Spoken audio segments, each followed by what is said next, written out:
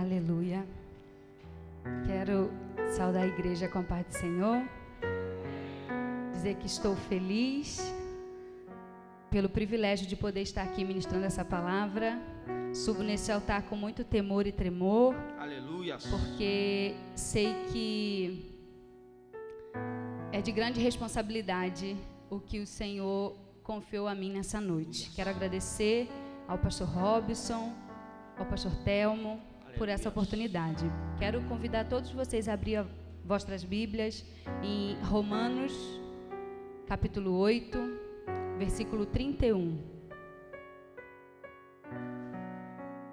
Romanos 8, 31.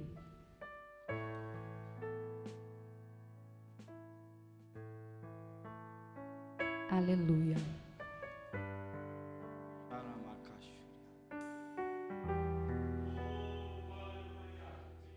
A igreja encontrou? Amém? A palavra do Senhor diz assim: que diremos, pois, à vista dessas coisas? Se Deus é por nós, quem será contra nós? Aleluia. Aquele que não poupou o seu próprio filho, antes por todos nós o entregou. Porventura não nos dará graciosamente com ele todas as coisas? Quem intentará acusação contra os eleitos de Deus? É Deus quem os justifica. Quem os condenará? É Cristo Jesus quem morreu, ou antes quem ressuscitou, o qual está à direita de Deus e também intercede por nós. E quem nos separará do amor de Cristo? Será a tribulação, ou a angústia, ou a perseguição, ou a fome, ou a nudez, ou o perigo, ou a espada? Como está escrito: por amor de ti somos entregues à morte o dia todo, fomos considerados como ovelhas para o matadouro. Em todas estas coisas, porém, somos mais que vencedores, por meio daquele que nos amou. Porque eu estou bem certo de que nem a morte, nem a vida, nem os anjos, nem os principados, nem as coisas do presente, nem do porvir, nem os poderes, nem a altura, nem a profundidade, e nem qualquer outra criatura poderá separar-nos do amor de Deus, que está em Cristo Jesus nosso Senhor. Eu escolhi essa palavra, queridos, porque essa foi a palavra que o Senhor nos deu em meio a um processo que nós passamos. Como a nossa vida, ela está toda traçada pelas mãos do Senhor. E hoje, dia 14 de agosto, agora já virou, né? Já é meia-noite, então já virou para 15. Mas exatamente no dia 14 de agosto de 2016, nós, inclusive hoje o Facebook fez essa recordação e eu não tinha me dado conta que era no dia 14, mas há exatos 4 anos atrás, eu estava dando a notícia para o meu esposo que eu estava grávida do nosso primeiro filho. E nós fizemos uma surpresa, eu fiz uma surpresa para ele, fiz para a família, porque era um domingo, dia dos pais. Então, eu fiz uma camisa para ele, fiz uma camisa para o meu sogro, né? Para comunicar que eu estava grávida. Enfim, todos nós ficamos muito contentes. Era o nosso primeiro filho, estávamos muito felizes. E fizemos, quando eu fui fazer a primeira ultrassom de translucência nucal, de 3 meses, eu descobri que o meu filho tinha anencefalia. Para quem não sabe, a anencefalia é uma má formação no crânio do bebê. É quando não forma a calota craniana do bebê. Essa parte de trás da cabecinha não tinha formado. Quando eu ouvi essa notícia, eu comecei a chorar, não sabia do que se tratava, não tinha ouvido falar, mas a princípio eu pensei que eu teria um filho especial, meu filho teria alguma deficiência e, enfim, era isso. E aí, de repente, o médico, muito prático, falou assim para mim: olha, você vai ter que repetir essa ultrassom, porque para confirmar esse laudo, para que você possa retirar a criança, para que você possa abortar a criança. E eu não entendi, eu estava muito nervosa, eu estava com uma tia e com a minha avó, E eu não entendi, saí dali daquela consulta chorando e tal, entrando em contato com a minha família e com a minha médica, sem entender, não sabia. E aí, né, como todo bom brasileiro, fui para o Google pesquisar. E quando eu fui para o Google, eu entendi por que ele tinha falado aquilo. Porque a anencefalia, o risco de vida do bebê é de 1%. E no Brasil, desde 2012, já foi feita uma lei permitindo o aborto nesse caso. No Brasil, o aborto é proibido, de uma forma geral, mas nesse caso já é permitido desde 2012. Então, a gente tinha a permissão legal para tirar a criança, porque a chance de vida era muito pequena. Desde o primeiro momento, nós começamos a orar. Meu sogro, ele é pastor José Pereira, ele é de um ministério lá no Brasil. E nós começamos a orar, ele colocou a igreja em oração, não comunicamos qual era o problema do bebê e começamos a buscar o Senhor. E foram meses de muita luta, porque a cada consulta todos os médicos diziam a mesma coisa, a cada ultrassom o laudo era o mesmo, e os médicos sempre falando, por que você vai seguir com a gestação? Tira essa criança, não tem por que você fazer isso. Até porque quando essa lei foi aprovada, eu li muito sobre isso, é porque eles pensam sempre na mãe, né? E no mal, no que aquele trauma de ter um filho e dele morrer causa para uma mãe. E por isso, né, foram muitos anos de discussão, mas foi permitido por conta disso. E desde o primeiro momento a gente conversou e falou assim, não tem possibilidade de a gente tirar, a gente crê em Deus e nós vamos orar, porque eu tinha certeza que Deus era capaz de formar aquela calota craniana do bebê.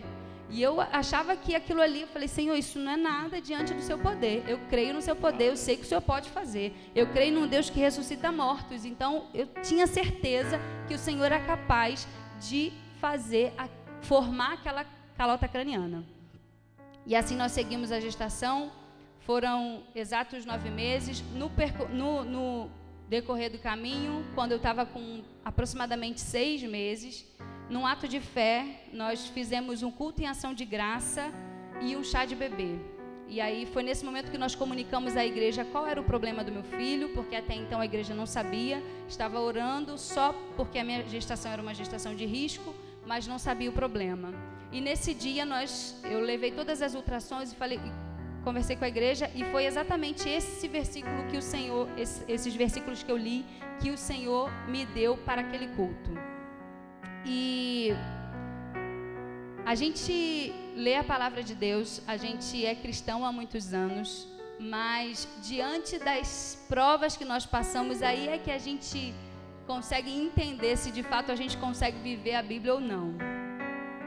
Porque é muito fácil eu chegar aqui e falar assim, eu estou certa que a morte não vai me separar do Senhor, que nada pode me separar do amor do Senhor, mas que quando a gente vai viver a prova, se não for o Espírito Santo, a gente não consegue. E se eu estou aqui hoje, foi porque o Senhor teve misericórdia de nós. E aí nesse processo nós fizemos o culto, comunicamos à igreja, e fiz o chá de bebê, preparei toda a arrumação, ganhei fralda, ganhei lenço, fiz um enxoval do meu filho, fui em várias consultas, e numa dessas consultas uma médica virou para mim e falou assim, por que você está fazendo isso? Primeiro ela me atendeu falando assim, você que é a mãe do bebê anencéfalo? Como se ele fosse nada. E eu falei, sou eu mesma. E ela falou assim, por que você está fazendo isso? Por que você vai seguir com essa gestação? Você vai comprar berço e não vai usar. Vai comprar roupa e não vai usar. E eu falei assim, tudo bem, doutora, deixa eu te explicar uma coisa. Eu sou cristã, eu creio num Deus que pode curar meu filho. E eu estou orando pedindo ao Senhor para que Ele cure. Mas, se por acaso a vontade do Senhor for levar o meu filho e eu tiver que enterrá-lo, eu vou enterrar, mas matá-lo eu não vou. E ela, tudo bem, é um direito seu. Eu falei, é um direito meu, e eu vou seguir com o meu direito. E assim foram durante todos os 9 meses, porque os médicos, eles não aceitam o fato da gente querer seguir com uma gestação de que eles tenham certeza que a criança vai morrer. Ou que se durar, vai durar uma semana, ou vai durar pouco tempo. E diante disso, seguimos toda a gestação, foram momentos difíceis, de oração, de busca pelo Senhor, e durante esse período, queridos, nós aprendemos, eu e meu esposo,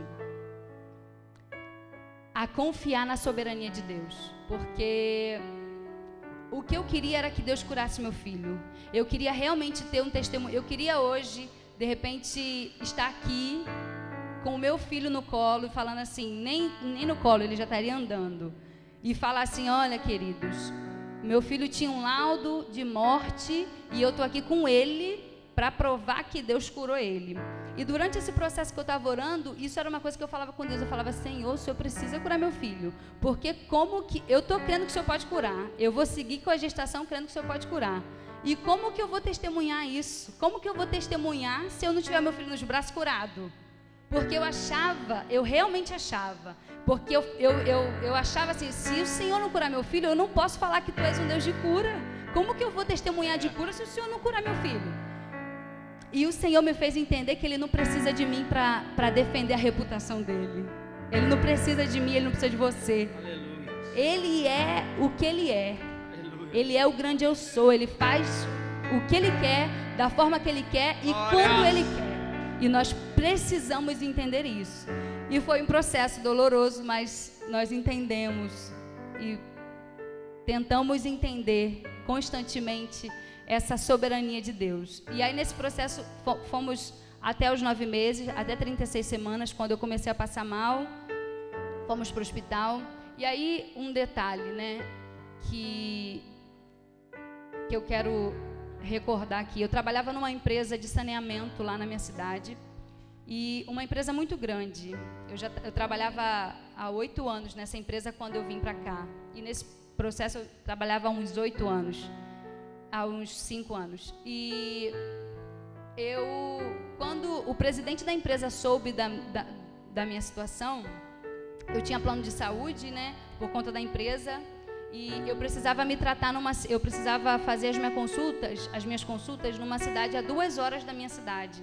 Era como no centro do Rio de Janeiro. Eu era do Rio e morava no interior, então eram 2 horas. E as minhas consultas eram sempre lá, porque eu precisava me tratar com um médico de lá, porque no parto eu necessitaria de uma UTI, e na minha cidade não tinha. E Deus é tão tremendo, queridos, Ele cuida de nós nos mínimos detalhes. E eu era uma funcionária qualquer lá dessa empresa. E o Senhor tocou no coração do presidente dessa empresa, e eu tinha um motorista, o motorista da diretoria da empresa, que me buscava na porta da minha casa para me levar na consulta, ia e me levava de volta todas as vezes que eu precisava. E foi assim durante toda a gestação.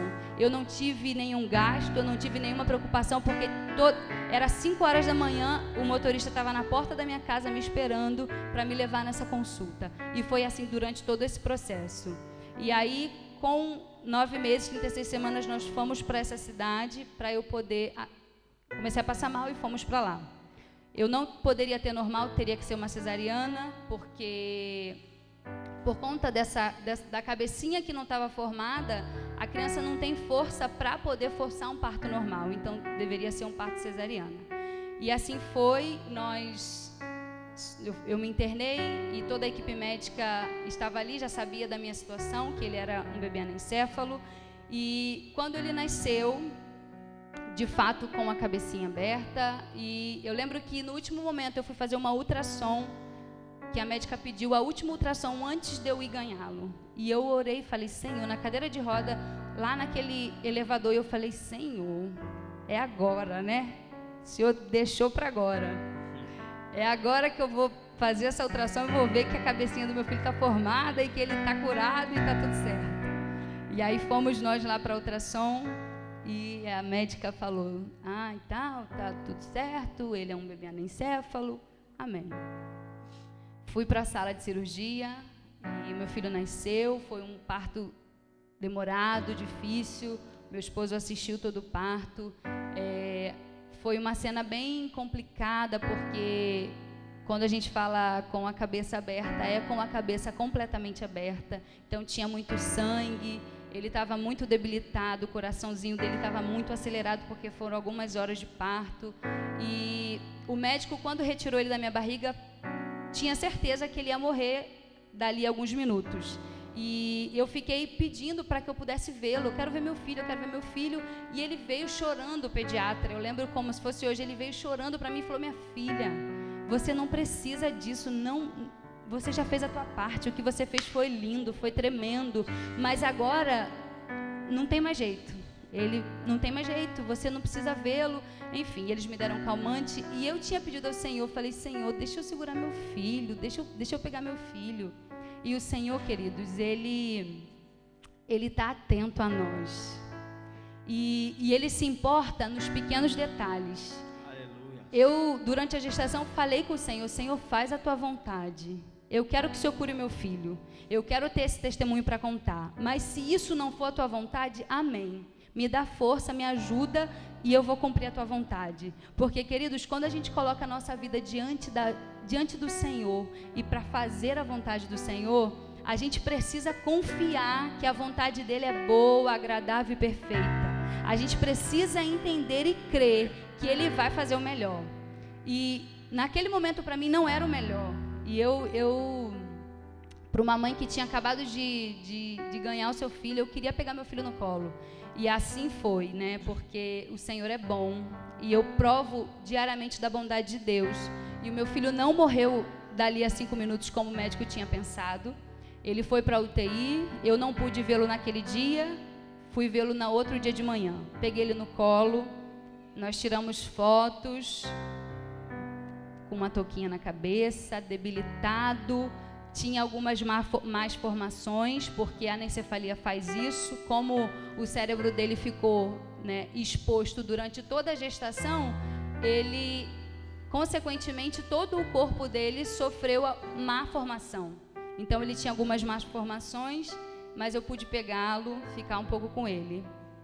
E aí depois fui para o quarto e no outro dia eu teria alta e estava tudo certo, né? E eu já tinha me planejado porque ele estava vivo, então pronto, agora eu tenho um filho que vai ficar na UTI, eu estou de alta e no outro dia eu já tinha me programado, conseguido um apartamento lá perto do hospital para poder ficar indo na UTI para visitá-lo. E aí eu lembro que o Senhor, Ele mandou 2 pastores lá para me visitar pouco antes do meu filho falecer. E esse pastor, ele tinha sido meu pastor numa igreja na Metodista lá no Brasil, e ele foi lá me visitar. Ele falou assim: minha filha, eu vim aqui, e antes dele ir embora a gente riu, brincou, porque eu já estava tudo bem, meu filho nasceu, ele tem anencefalia, mas ele está vivo e eu vou cuidar dele enquanto eu puder. E aí ele foi e falou assim: minha filha, eu vim trazer uma palavra de Deus para você. E a palavra de Deus é: quando Paulo, ele clamou ao Senhor, pedindo para que o Senhor retirasse o espinho na carne dele, ele clama 3 vezes ao Senhor, pedindo que o Senhor retire o espinho na carne. E o Senhor não retira e nem diz por quê. Ele simplesmente fala para ele: a minha graça te basta. Aleluia. E eu falei: amém, pastor. E estava feliz, porque meu filho estava vivo, apesar de ser deficiente, ele estava vivo. E eu: amém, pastor, glória a Deus, a graça do Senhor me basta. E eu creio, aleluia, estava bem. O pastor saiu, fez uma oração e saiu. E aí nós estávamos indo em direção à UTI para encontrá-lo, para poder vê-lo de novo, que a gente podia vê-lo às 9 horas. E eu atrasei um pouquinho. Falei: deixa eu me ajeitar, porque a primeira foto eu estava cheia de olheira, tinha chorado muito. Falei: vou sair bem na foto com meu filho agora, né? E aí fui em direção ao UTI. E quando a gente estava indo, a médica estava vindo ao nosso encontro para nos dar a notícia de que o coração dele tinha parado e que ele tinha morrido. E aí foi muito difícil. Por quê? Porque eu não tinha noção, eu falo para vocês de todo o meu coração, que toda a garra que eu tive durante a gestação de lutar, quando o médico falava assim: seu filho vai morrer, e eu tinha força e garra e falava assim: ei, olha aí, toma cuidado com o que você está falando, porque eu sirvo a um Deus poderoso. Então, e eu tinha muita garra para poder defendê-lo. E aí, quando eu recebo a notícia de que ele tinha morrido, eu falei: meu Deus, e agora? Porque eu cria que eu daria um testemunho com meu filho nos braços. Inclusive, quando eu dei o culto em ação de graças, eu prometi à igreja, falei, olha, depois de um mês que eu ganhar meu filho, eu vou vir aqui e vou dar outro culto em ação de graça. Seja com meu filho nos braços ou sem ele, mas eu vou dar outro culto em ação de graça. E aprove o Senhor, depois de 20 horas de nascido, levar o meu filho. E nós saímos, no outro dia, né? Nós saímos do hospital direto para o cemitério para enterrá-lo. Eu tive uma cesárea, tinha comprado roupa, tinha comprado berço, por fé, exercendo a minha fé, a fé que eu dizia ter, eu precisava exercer com atitude.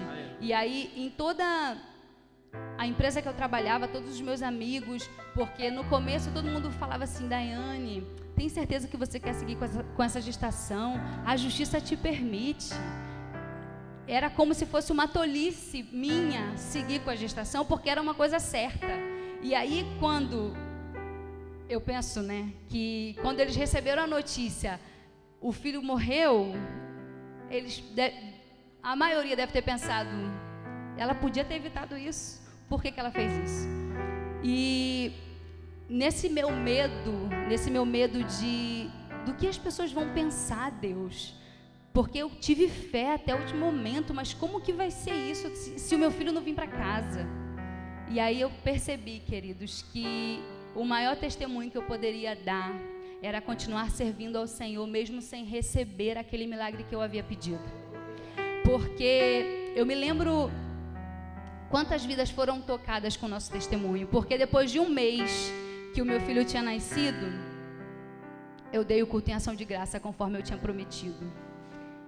E nós demos o culto em ação de graça e sem o filho no braço, pensa. E aí as pessoas devem ter pensado, pronto, ficou doida de vez. Porque ela dá um culto em ação de graça quando descobre que o filho tem anencefalia e que vai morrer. E depois ele de fato morre e ela dá um outro culto em ação de graça. Eu, em 2012, tinha perdido meu pai, e eu era muito apegada ao meu pai. Eu sofri muito com a morte. Meu pai morreu de infarto de uma forma muito inesperada, e eu pensei que a minha vida tinha acabado. Eu falei, dessa vez eu vou morrer. E aí, a gente percebe, queridos, que quando a gente se coloca diante do Senhor e fala, Senhor, usa-me como instrumento, o Senhor, Ele realmente quer nos usar. E eu confesso para vocês, e eu falei para o Senhor, Senhor, se dependesse de mim, eu não daria o meu filho, eu não daria, porque eu sabia que Deus tinha um propósito. Meu filho veio e ele viveu o tempo que o Senhor teve para ele de propósito, e eu sabia que Deus queria alcançar vidas com esse testemunho, mas eu falei, Senhor, se dependesse de mim, eu não dava meu filho para esse testemunho, o Senhor sabe, eu não dava. E a palavra que eu li aqui fala que aquele que nem o seu próprio filho poupou, o Senhor não poupou Jesus. Ele entregou o filho dele por amor a nós. Eu não faria isso, queridos. Eu não faria isso. Deus sabe que eu não faria. Mas eu decidi viver a vontade de Deus. Eu aceitei a vontade de Deus. Não que tenha sido fácil, não que eu seja boazinha ou que eu seja forte, porque eu confesso que quando eu voltei para casa com uma cesariana, com leite e sem o meu filho nos braços, eu pensei que eu não fosse conseguir. Eu pensei que eu não fosse sair daquele quarto. Eu jamais, nos meus maiores pensamentos, eu me imaginaria estar aqui hoje, podendo estar contando esse testemunho para vocês. Não estava planejado eu estar aqui contando esse testemunho. Eu vim para Portugal sem intenção nenhuma, o Senhor sabe. Mas o Senhor já tinha tudo planejado. Aleluia. Porque os sonhos dele são maiores do que os nossos. Glórias. Infinitamente maiores. Assim como o irmão falou aqui, o nosso pensamento é pequeno diante da grandeza do nosso Deus. Nós, quando passamos por certas situações, nós pensamos, mas Senhor, por que eu? Por que eu? Eu fiz tudo tão certinho, mas por que, Senhor? A gente não entende, queridos, mas o Senhor, Ele sabe. Ele sabe. E o maior testemunho eu tenho certeza. Eu lembro que nesse culto em ação de graças que a gente deu, o meu sogro falou assim: o meu neto não precisava de cura, quem precisava de cura éramos nós. Era eu, era o meu esposo, era o meu sogro, eram os avós, eram os tios, porque a nossa vida não foi mais a mesma depois desse processo. A nossa vida não foi mais a mesma.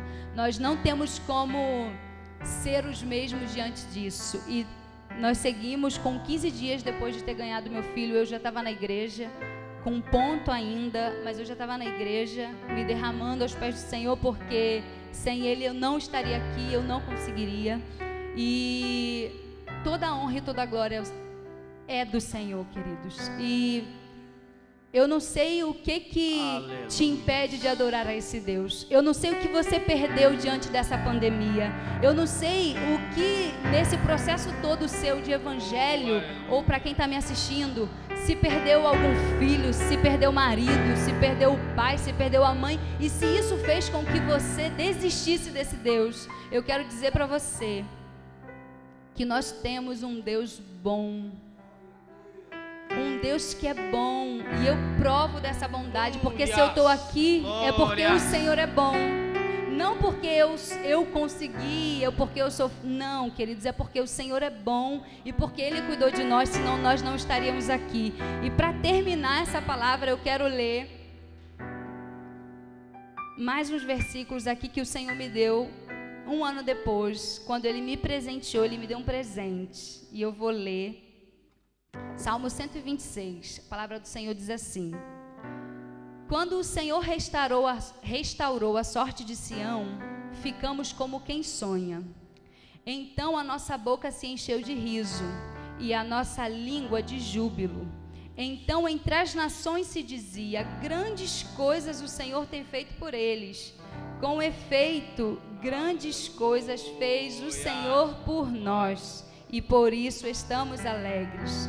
Restaura, Senhor, a nossa sorte, como as torrentes do Neguebe.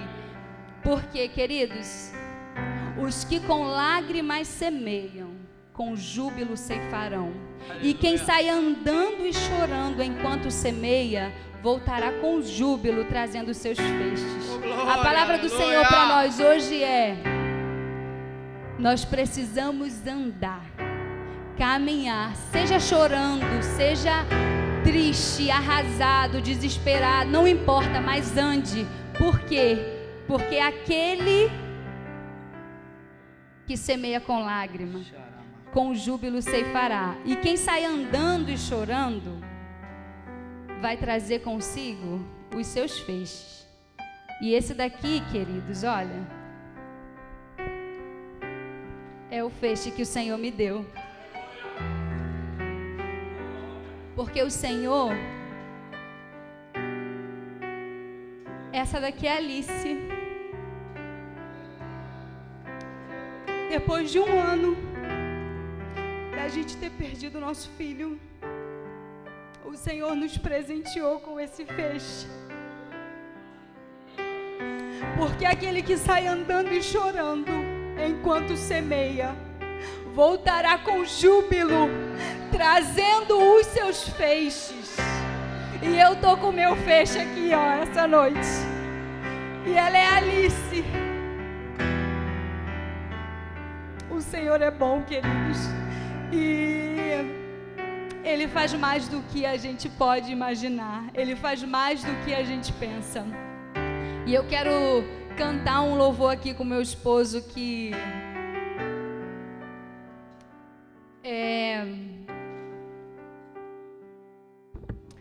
fala sobre tudo isso, sobre o nosso testemunho.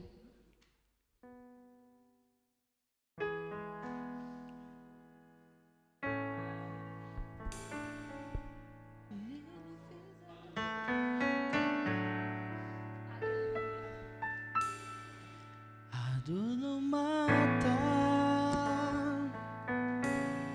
se Deus está presente. Só quem caminha com Ele entende o valor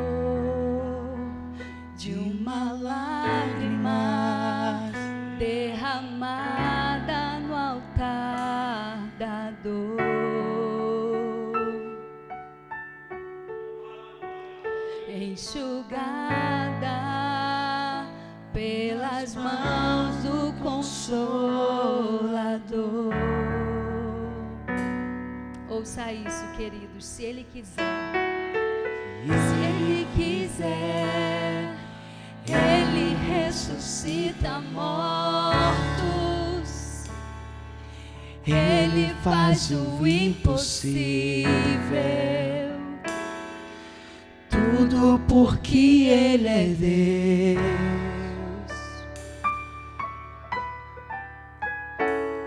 Mas Ele não quer que aconteça do meu jeito. Eu declaro que eu aceito. E agora o milagre Somos nós, querido. sou eu.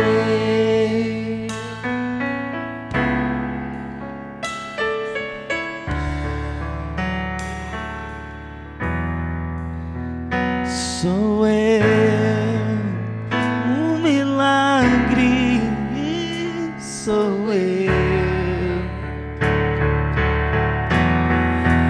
Eu não vou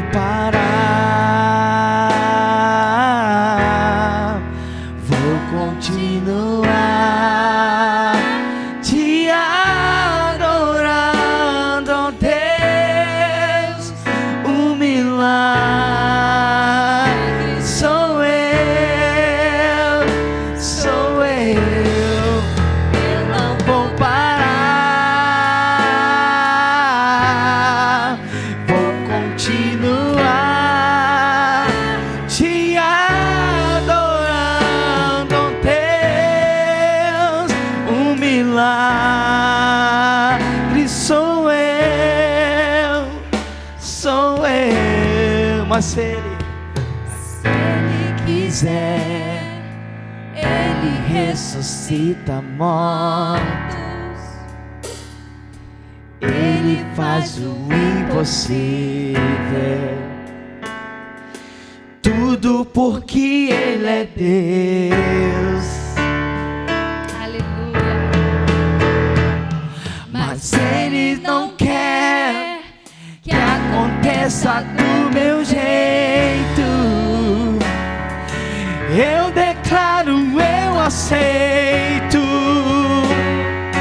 que agora o milagre sou eu. O milagre sou eu. O milagre, milagre sou eu. O milagre sou eu. Eu não vou parar, vou continuar te adorando, Deus. O milagre sou eu, sou eu. Eu não vou parar, vou continuar te adorando, Deus. O milagre sou eu, sou eu. Aleluia. Glória a Deus. E assim agradeço a minha oportunidade em nome de Jesus.